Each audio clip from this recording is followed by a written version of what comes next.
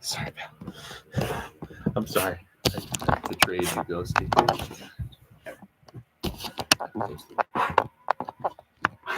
Ghosty B. I'm sorry, pal. I know you were resting against the computer table. Buddy, you okay?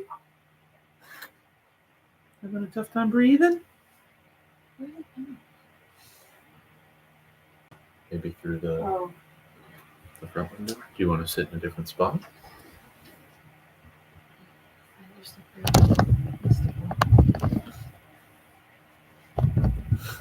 But it's also not this window, so I'm gonna open this up. Yeah, give us a little more light. I know. What's the problem with it? Okay. Yeah, it's fine with me. Hey, buddy. How you doing? You okay? You in there?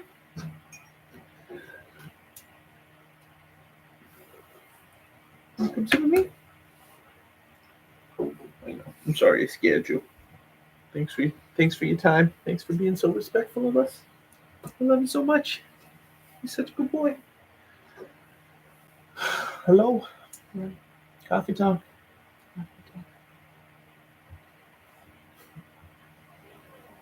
Okay, it's all better now. I know. I love you. We're just talking about art, meeting new people, talking about stuff. I don't know if that still feels alive. I think what felt alive for me was the practice. Yeah. And was that the awareness that we both had coffee and we were talking. Totally. So felt like a very organic keep practicing coffee talk moment. Talking with coffee. That we could share. Totally. So words, coffee. Yeah. Nice opportunity to drop in, see what's here.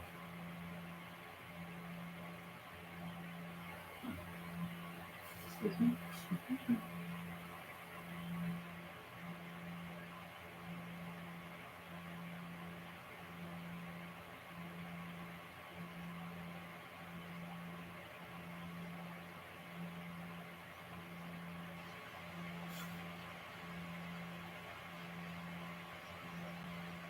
I wonder if any birds are gonna make a first nest in that bush up front this year. I know that it's a common shelter bush, but since those blue jays, I don't know if I've seen like a family make its home in that bush since then. We also missed an opportunity to prune it.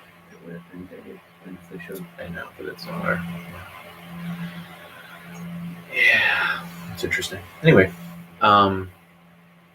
well, they started I don't know if something came through for you, but they started chirping kind of right as I was contemplating the listening circles. Same thing I was thinking. Oh, that's interesting. Okay, cool. That's great.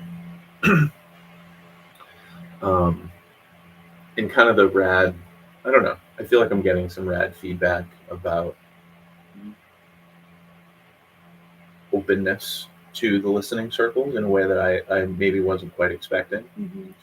In a way that's like making me feel less freaked out to talk about it. Yeah. I feel much less crazy after talking about it more these days. And because I've been working, Yeah, not participating in those conversations, but you have your headset in, but I can overhear you. Yeah. And I find that I notice you have greater and greater clarity around how you talk about it. Yeah, sure. And I really appreciate, because it's the thing I thought yesterday that I never got to share with you is that it's similar to the way I explain certain things to clients. More and more I use metaphors rooted in nature. Of course. That's the best way to do it. That I notice that kind of no matter the person, there's a degree of understanding when I communicate something. A natural metaphor. Through a natural metaphor. Sure. Because it not only like connects us to something that like I feel like we have access to knowing in a different sort of way than intellectual knowing. And also, it like initiates the process that you're calling everyone into with Right. the listening. So Right. I appreciate that I've heard you use those metaphors, and it seems as though they've been responded to. Sure. The elephant in particular. Yeah. Well, the elephant story is so. I realize now that, when we were doing a lot of our work of kind of developing the skill with listening, there were a number of people who were kind of already engaged and so maybe didn't need to hear that story, or that story just wasn't kind of coming through. But the more that I'm kind of explaining it cold to people, and people are kind of curious about, like, how did that happen for you? It was helpful for me to have new people asking that question, because it returned me back to my original question, which was like,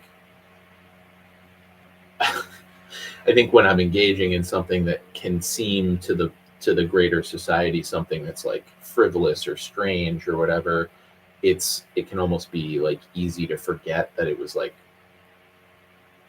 started because of what I perceive to be like a really pressing and powerful and important question of, like, how do we as a species survive uncertain and challenging times? Because I believe we have done that before many times as a species, and that's what we evolved for. That's what we're here for, So I'm just like, yeah, I think that's like kind of what's driving my questioning. Yeah, well, and wherein we're making the video, and I don't know anyone who might watch it knows the story.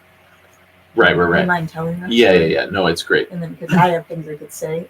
Yeah. But it's better to, yeah, for sure. So the elephant story is, I'll just kind of keep it as an anecdote rather than pretend it's, something I know definitively. But there was a tsunami that occurred in the Pacific, it was a number of years ago.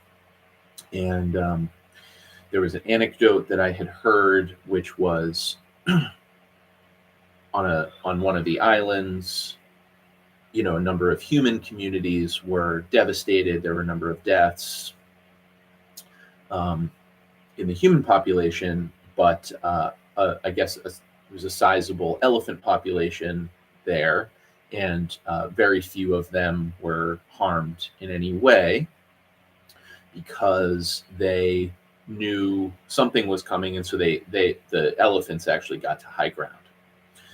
And so my question became, how do the elephants know when it's time to move? And that became my guiding principle around developing the skill of listening to the land and listening to the more than human signs that are unfolding in the world around me, about survival. Yeah, I'll just leave it there so you can just kind of respond more effectively. Yeah, and so, I think what I appreciate about that as an introduction to listening circles is the way that it immediately implies it isn't just about like what we're hearing, it's really about utilizing all of your senses in alignment with your intuition, with some level of discernment. Like, how did these elephants know? Like, the simplest way I would kind of assume is that they felt it. Yeah, like they just absolutely felt like I gotta go. Totally. And that brought me to one of the first books about martial arts that you recommended I read when I took a self-defense class. Yeah. That started with, or part of it was an exploration. This is The Gift of Fear, right? Yeah, The Gift of Fear. Yep. Thank you. That gut feeling. Yeah. And I think as someone who works as a coach and a therapist, that's like one of the hardest things to talk about and, encourage another person that it's possible to cultivate that, let alone like trust it. That's always the sticking point. Of course. It's just like, but what if that's not real? But I have anxiety, what if I'm making it up? And so there's this level of, I guess I'll just like bring it straight to the present moment right now, but I feel that there's this level of doubt right now that's really informed by a lack of practice that could dispel, that doubt by way of knowing how we discern, and recognizing that there's always a spectrum of responses one could have. And I think the thing I appreciate about our explorations over the years is the way that I used to have the mindset that like what I would want to do is try to get closer to the answer. And now my approach is more like, I just want to get more information, Yep. And information could be data or could be, so if I'm noticing a tightening in my chest, right, what else am I noticing? Yeah. And when have I felt those things? Have I felt these things when I'm feeling anxiety, or is the quality of it a little different? In this way that I'm going to keep watching, I'm going to keep listening. Because if I'm looking around and there isn't anything in my immediate field, maybe I need to gather a little bit more data. But if something's telling me climb to the top of that hill, what's the harm in climbing to the top of a hill even if nothing happens? So yeah, I just appreciate the contemplation on gathering in these listening circles so that we might be able to practice with each other. Yeah. How we listen, because we all also. Yeah, we all have our own way of hearing. Yeah. Ghosty P. Buddy. You okay?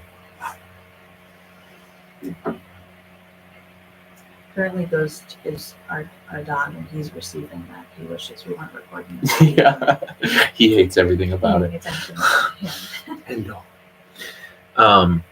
yeah, well, what's coming through for me in listening to you speak is,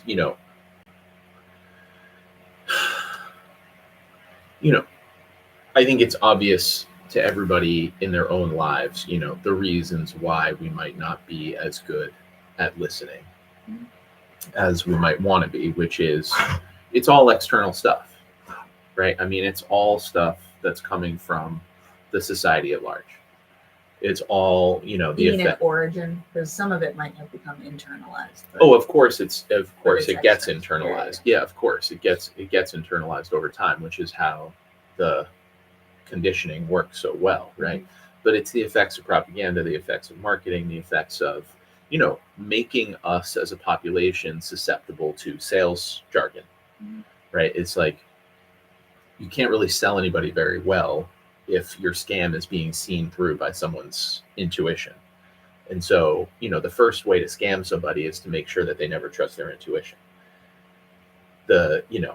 Every horror movie starts with the moment of, I knew this was going to fucking go wrong. I knew it before I went into that house, but I went into the house because I allowed myself to keep getting sucked down these layers of doubt, of diminishing my own intuition, diminishing my own drives towards survival. And what you just brought to my attention is the very seductive energy of wishing to be polite. Of course. That's literally kind, one of the main things. Wishing to not, question somebody, wishing to trust people, wishing to think the best of people. And also not wanting to be someone who judges somebody preemptively in a way that then you might be making a choice. Well, because we're taught that is actually something about us. Yeah. right? That like my preemptive judgment is actually my own weakness, right? Like that's my failing, not the evidence has not been provided to the contrary to prove that my gut feeling is wrong. And you know, the whole point of salespeople is to get you to see the external markers that will talk you out of all of your inhibitions, right? I mean, like the whole it's all this like influence peddling. It's the idea that like you see around you markers of success, markers of beauty, markers of this, that, and the other. So I'm not in a position to like doubt in the same way that I was before I walked into the office and I saw that your Mercedes keys are over there, or I saw your doctorate hanging on the wall.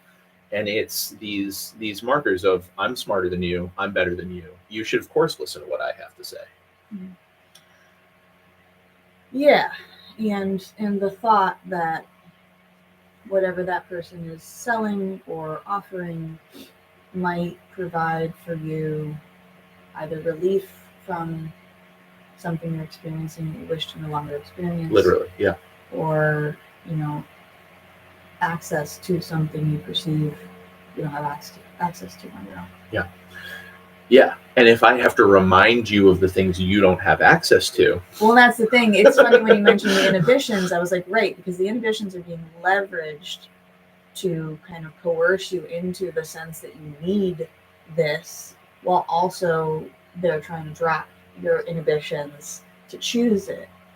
And so it's really Well, because you'd think that, intuitively, the idea of like sex sells makes sense, right? But intuitively, the idea of fear sells kind of doesn't make sense in some way. But actually, fear is a greater motivator than the positive in a lot of ways, right? It's the fear of missing out. Yeah, fear of not having it, or fear of feeling how you feel forever. Fear of being judged for not, for not having these sorts of things. That those are actually like when you look at what it takes to get somebody to like go to war for you versus like buy a new swimsuit, it's like it's a different sort of vibe. And so that fear element actually is, as it turns out, kind of like the ultimate aphrodisiac of acquiring. It's like, well, I didn't want all that oil, but now that I feel like you might get some of that oil, I really want all that fucking oil.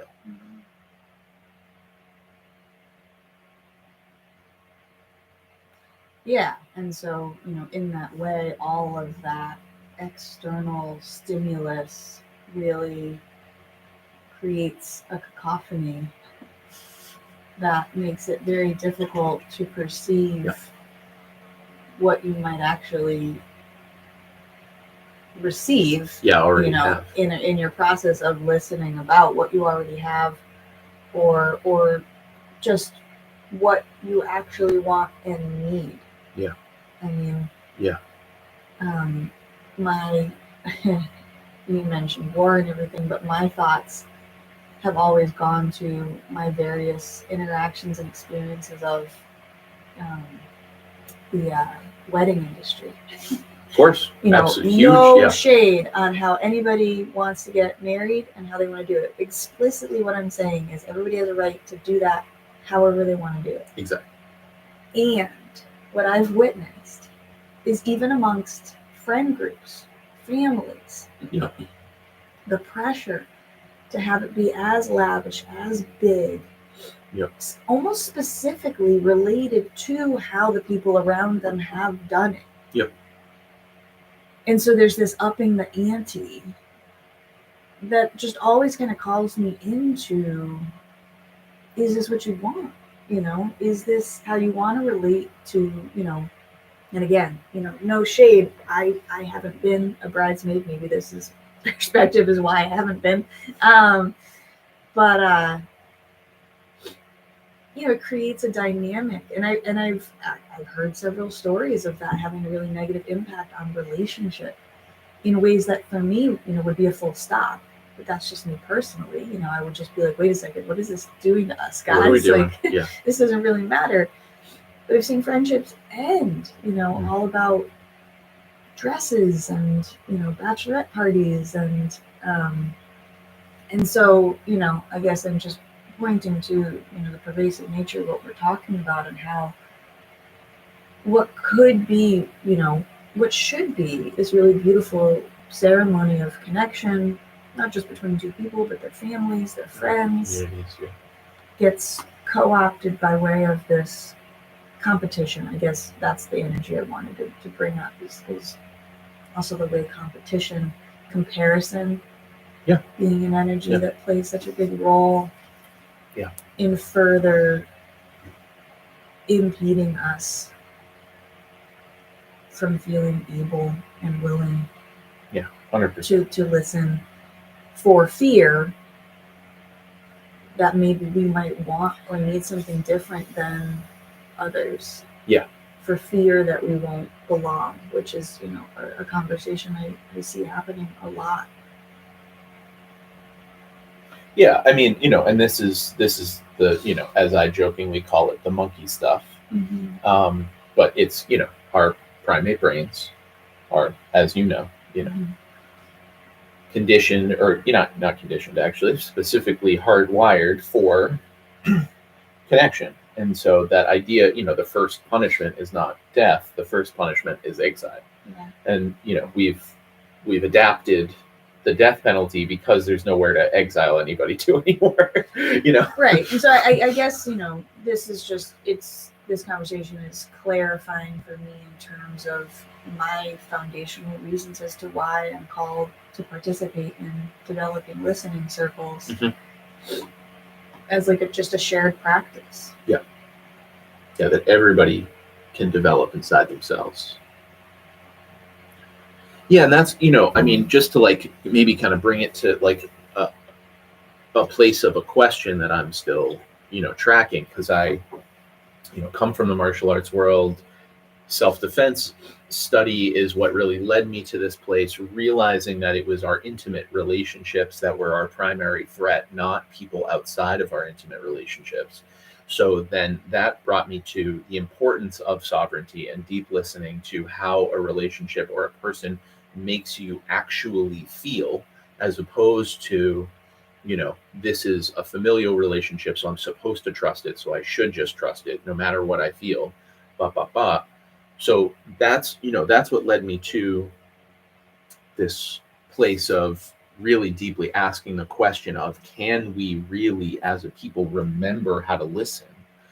But now for me, it's like listening practice is inherently like a sacred practice, a ritual practice, a quiet practice, But my question is like, can the energy go both ways? Is like, do we all have to just become these like kind of passive, quiet, gentle creatures in order to listen, or is actually like, once we get to the quietness of the listening, can we let ourselves ramp back up to really creating, this like a martial arts school energy for me, like a martial arts sort of movement practice for me is inherently like a somewhat high energy sort of place. And so like, is there room in the world for that, what might seem to some people like a union of opposites, like this very quiet, deep practice of looking within and finding wisdom,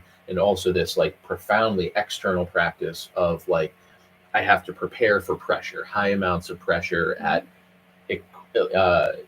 incrementally increasing amounts to test myself against these different levels of incursion against my sovereignty. Yeah, and I think what we've come to in some conversations has been that there would be different spaces. Yes, of course. For the varying energies that to me are all, different points on that spectrum. Yeah. Like there's, the meditation hall that is silent at all times. Of course, yeah. It is, a holy, sacred space.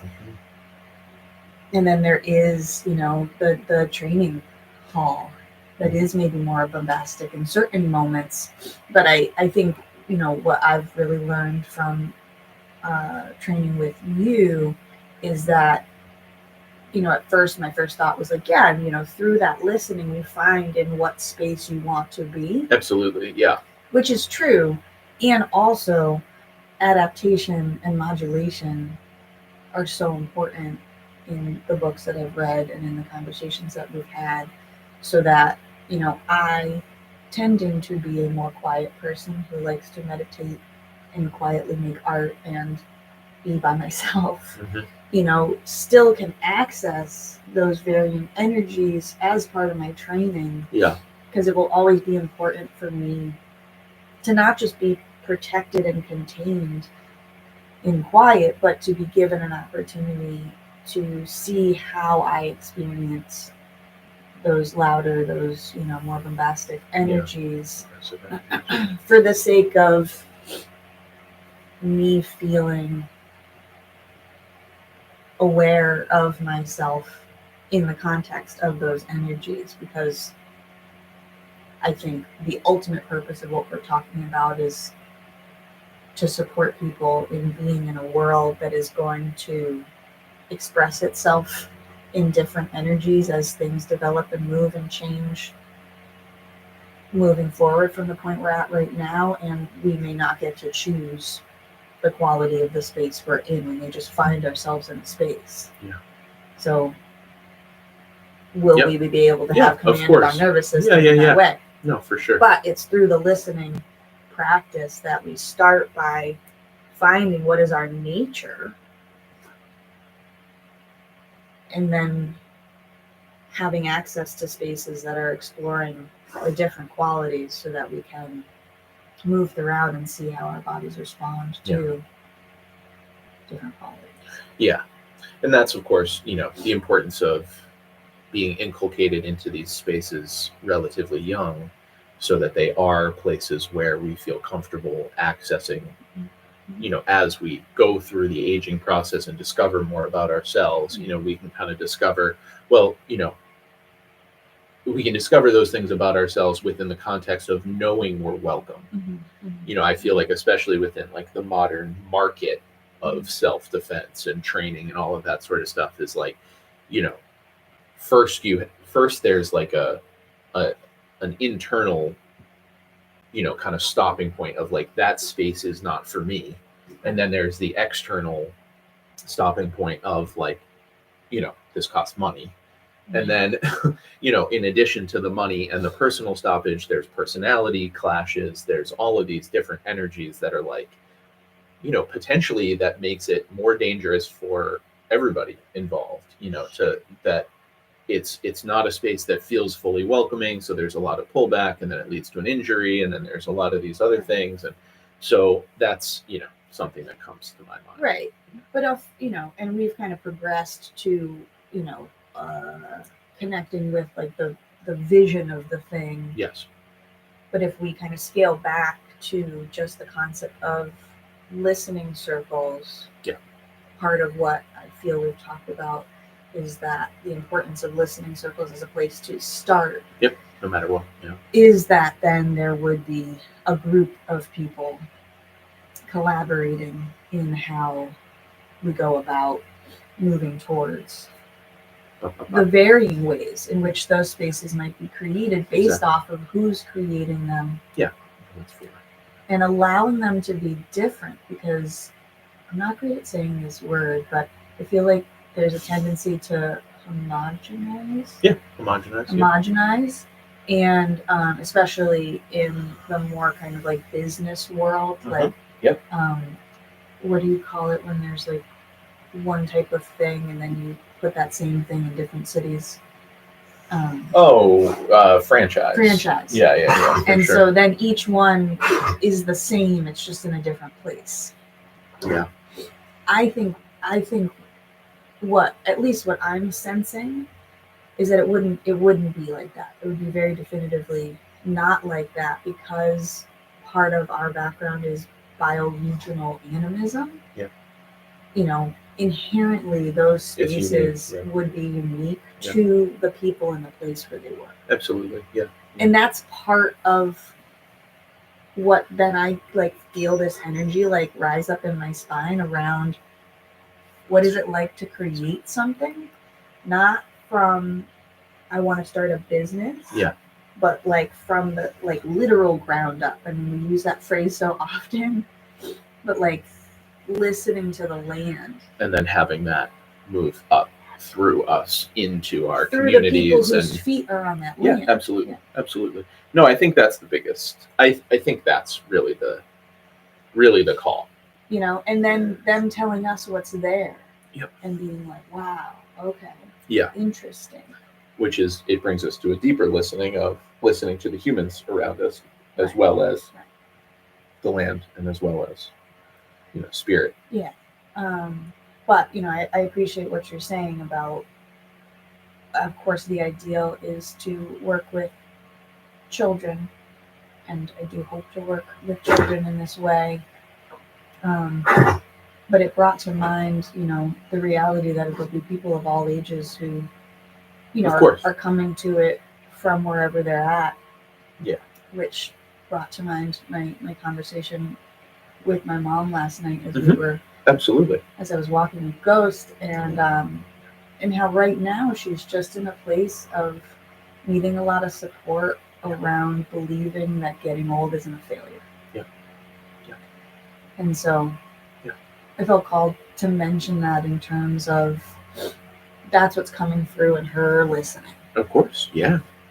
Because that's the season of her life. That's the time she's in. And it's part of what, also the only thing that she's heard, that getting older, losing abilities is a failure. And so we're kind of discerning, where are you receiving that from? Is that even true? Mm-hmm. If you could let yourself listen to something else that might be coming through for you, mm-hmm. What might you hear? And we're not there yet, because I don't think her listening ability is even allowing her to open. Totally. And so we're just kind of working with metabolizing the thought that aging is failure. Yeah. So that she can integrate the inevitability of her continuing to lose abilities, as she moves towards the end of her life, but potentially, again, if she chooses to, conceptualizing all of that in a different framework. And so, I also just think that's really powerful in the process of being in a circle, her circle just being you and me right now, to offer, counter guidance, that she's receiving it's a failure, but we're receiving something different. So how do we hold that? Well, and together? Yeah, and it's, and letting something be true without it needing to be imposed, without it needing to be internalized or understood, Yeah. No, and that's all I mean is not trying to impose it on her, but just acknowledging that there are people in her circle that don't perceive it that way, that don't perceive her that way. Of course. And then, like I said, do with that what you will, which I know as a daughter, I'm trying to not make her have any experience. But it just, was a moment that had me feeling into how those listening spaces also allow us to be with one another in a different way. And be with what's real. Yeah. 100%. Yeah. Thanks. For sure. Yeah. And I am feeling I want to focus on Ghosty for a minute just to make sure he's okay. But thanks for talking. Thanks for joining.